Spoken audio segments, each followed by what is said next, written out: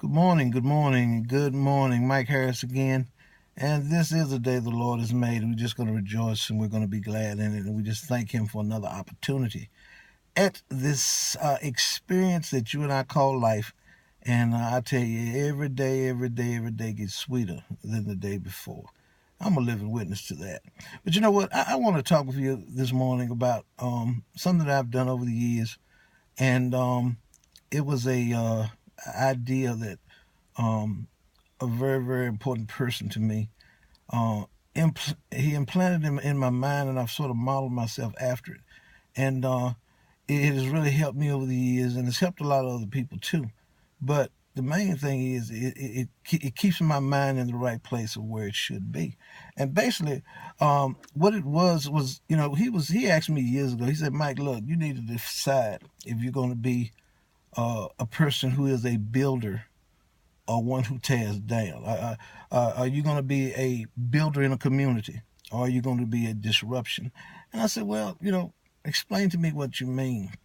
And he pretty much did. And to make a long story short, this is one of the things that he taught me how to do.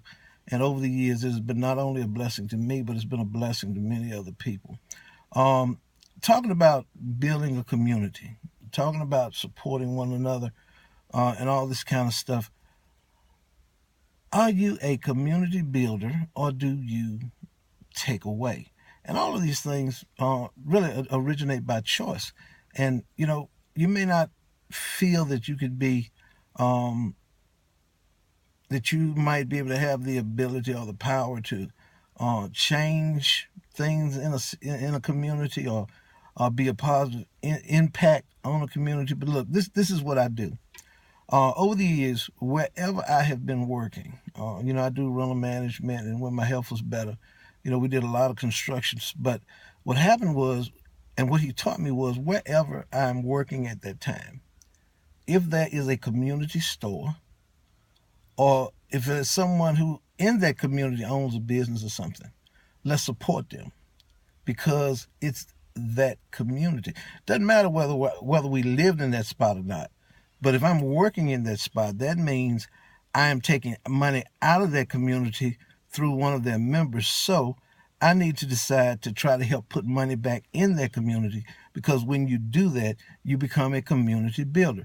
Just like a lot of the areas that I work in the city, they'll have a little community store.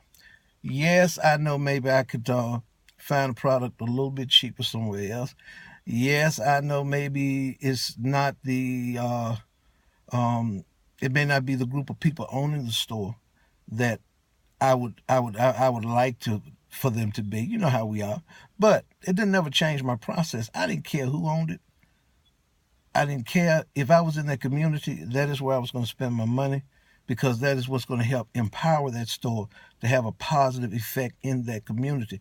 Now, you got to understand, if you're running a business, and the amount or the number of customers that you bring in will increasingly affect the cost of your products. If you have a good influx of people coming in, you can bring the price down, because you're going to make it up on the back end. But if you're only getting one, just a small number of people coming into your store, then you have to raise those prices to try to help you stay in business. And so, what I've done over the years is, like I said, whatever community that I'm working in, that is where I'm going to spend my money. It was a community store, and they sold gas, and gas was just a little bit higher. And people say, "Well, why don't you go on down here and get?" No, this is where the community is, and if I can help uh, put income back into the community that I'm taking money from, then that's going to help build the community. A lot of people disagree with me, but I've seen it happen when we have the power to change our communities. We have the power to change our cities, the area that we're in, if we become a builder and not a taker. Why shouldn't I put money back into a community when I'm taking money out of the community? We're talking about building a community. And in the process of building a community, in the process of doing business with that particular store, I build up a relationship with them. Now, I'm spending money in that location. I'm building up a relationship in that location. And when I hear little things in the area, in that community, that maybe the people of the community are looking for, maybe the business owner didn't think about it. They don't know everything. So now, because I built a relationship, I can share little things. I said, man, maybe if you brought this in, it would help. You know what? Those type of relationships have worked. I remember we grew up on the Mount Crossroad, and there was a community store out there, and I always stopped, got my gas. I was a wild boy back then. Drank my beer, my wine, and all. Wherever I had to get, I went to that store. First off, because it was convenient, it was a little bit higher, but because I had built up a relationship. And when you're building that relationship, it actually changes the way the people will deal with you. And I was living in Norfolk too at the time, back and forth, and there was an item that they sold in Norfolk that they did not sell in this area. So I told my friend about it. He said, "Well, Mike, if you bring me a sample of what you're talking about, I'll try it. If I like it, I'll implement it in our inventory." Well, guess what? We did exactly as he said. Years later today, that item is still one of his number one sellers. And do you know what else happened? Because that brought more money into the store, because the community loved it also, he was able to decrease his prices on several things. So just those little things can actually help build a community. Now, I know what some of you are going to say, and I know what some of you are going to think. Well, you know what? It doesn't really matter. This is a personal preference. I choose to try to be a builder, because I know wherever I'm building, if what you sow is what you reap. And over the years, I have done everything I can to help build people, to help build communities. And then what happens is, in turn, because this is what I planted, this is the harvest that I'm bringing. So now, as I'm trying to build my business online, I have people from all over the world seeding into my opportunities.